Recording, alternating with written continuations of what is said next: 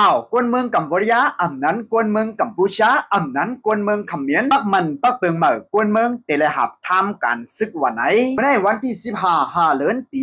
2026สภาเมืองกัมพูชาอำนั้นเมืองกัมพูชายืนยันมักมันปักเปิงกวนเมืองเตเลหับทำการศึกอันขึ้นเขียนเตรียมมวนมีเหมอไว้นั่นเปลี่ยนต่างการเยาวันไหนจอมพ้องหลวงเมืองกัมพูชาปืนเผาว่าตีห้องกวนศึกเหมอกว่าในปี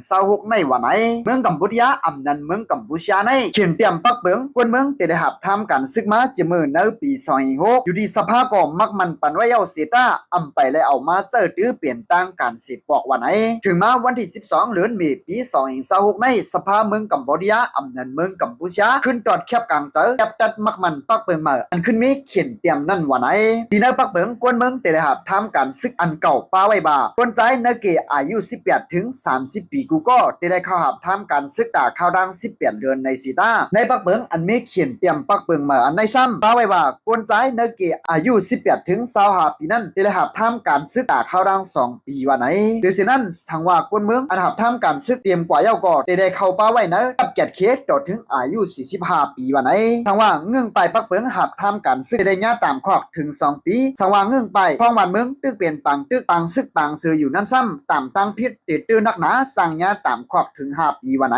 กวนเมืองกัมพูชาอำนั้นกวนเมืองกัมพูชาในเจออยู่ไว้ปับขาเมือง2อันเสอยู่เท่าไว้ในเมืองกัมพูชานั่นก็ได้เลยหับทำการซึกเตือนเป็นมุนเจ้าเคลแลเตื้อมแข็งยังเขาเต้ๆไล่ลดหย่อนปันไว้อยู่วันไหนไปเสกวนเมืองกัมพูชาเป็นปังตื้อกันตั้งเมืองไทยเมื่อปีกายป่วนมาในเย้าตรงปังซึ่งเมืองกัมพูชาจังตื้อมีกลางเจอปังไกเจอตื้อปักเปิงกวนเมืองหับการซึกในมาในเย้าเมืองกัมพูชาอำนั้นเมืองกัมพูชาอำนั้นเมืองเขมรในเมื่อเขมรปังตื้อกันตั้งเมืองไทยป่วนมาเมื่อปีกายนั้นเป็นปัญหาจอมเรียนดินมานับโห10ปีเสียตาปีกายป่วนมาในเลยว่าเปลี่ยนปังตึกเป็นคักจันหายเฮียงห่าวเฮียงเต้ๆว่าๆเนี่ยอยู่ที่จอมพ้องหลวงเมืองกัมพูชายังลาดเทียงว่าศึกเมืองกัมพูชาดูเอียนเฮียงซึกคนหนุ่มตั้งนำตั้งหลายย้อนมีการหลอกเงินต่อลองโหมลมจึงเมืองมาแลถึงขยำหรือไรเจอตื้อปักเปิงกวนเมืองหับทำการศึกเย้าวันไหนเอาค่ะข้อมูลข่าวเงาหัวในก็อยู่ที่ข้องข่าวผู้ใดเขาออกในไว้หนังไหนคะพี่น้องๆได้ก็ได้เสียวเขาพี่ดังหันถึงจึงในก็อย่าลืมคอมเมนต์ปันไว้ดังหันถึงไว้ตั้งแต่วิดีโอหัวในไรคะตำรวจสดย้อนสุบันเอาว่าผู้เดียมข่าวไรผู้ดอมข่าวก็ดังเสียงอะไรอยู่ลีกินวันเหตุการณ์ขึ้นใหญ่มากมีหลีเปลี่ยนกว่าห้างเผงมันกูก็กูกวนกูเศร้ากูป้ากูขุนกูนางเสียกำขามาสุงตั้งหมดตั้งเสียงค่ะ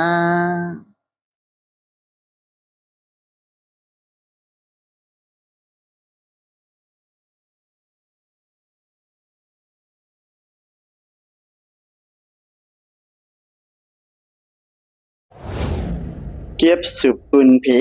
ขาว